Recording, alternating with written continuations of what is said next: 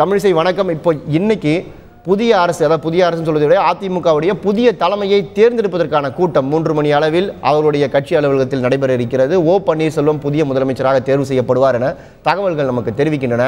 அரசியல் சூழல், தமிழக அரசியல் ஒரு பெரிய மாற்றத்தை சந்தித்திருக்கிறது. இந்த தருணத்தை நீங்க எப்படி பார்க்குறீங்க? உங்களுடைய கருத்தை பதிவு பண்ணுங்க. தமிழகத்தில் இப்படி ஒரு அசாதாரண சூழ்நிலையை தமிழக அரசியல் எதிர்நோக்க வேண்டிய ஒரு துர்பாக்கிய நிலைக்கு வந்து விட்டது என்பது நம்ம எல்லோருக்குமே ஒரு வருத்தம் தான். ஏனென்றால் ஒரு அசாதாரண சூழ்நிலை தமிழகத்தில் நிலவி கொண்டிருக்கிறது. அது மட்டுமல்ல, கடந்த 2 நாட்களாக பொதுமக்களின் சாதாரண வாழ்க்கை, இயல்பு வாழ்க்கை மிக மிக மிக பாதிக்கப்பட்டு விட்டது. குறிப்பாக ஏடிஎம்கள் கூட இயங்கவில்லை.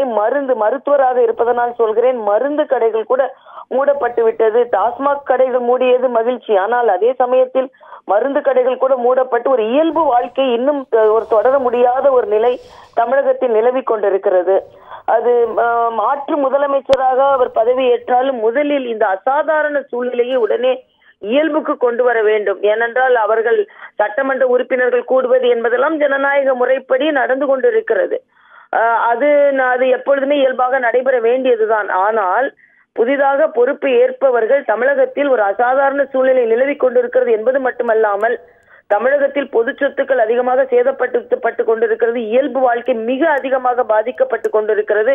இதையெல்லாம் ஏதோ ஆளும் கட்சியாளர்கள் செய்கிறார்கள், அதனால் நாம் இதை அனுமதிக்க வேண்டும் என்ற நிலை இல்லாமல் உடனே பொதுமக்களுக்கு முழுமையான சாதாரண வாழ்க்கை திரும்பும் அளவிற்கு நடவடிக்கை எடுக்க வேண்டும் என்பதுதான் எனது பிரதான கோரிக்கையாக இருந்து கொண்டிருக்கிறது. அதன் பின்பு அவர்கள் முதலமைச்சர் தேர்ந்தெடுக்கப்படுவது, அவர்கள் ஆட்சியில் அவர்கள் நடைமுறைப்படுத்துவது என்பதெல்லாம் அது அவர்களின் குறிக்கோளாகவும் அவர்களின் செயல்பாடாகவும் இருந்து கொண்டிருக்கிறது. ஆனால் நமது அக்கறை பொதுமக்கள் மீது அதிகமாக இருப்பதனால் பொதுமக்கள் அதிகமாக பாதுகாக்கப்பட வேண்டும் என்று நான் நினைக்கிறேன்.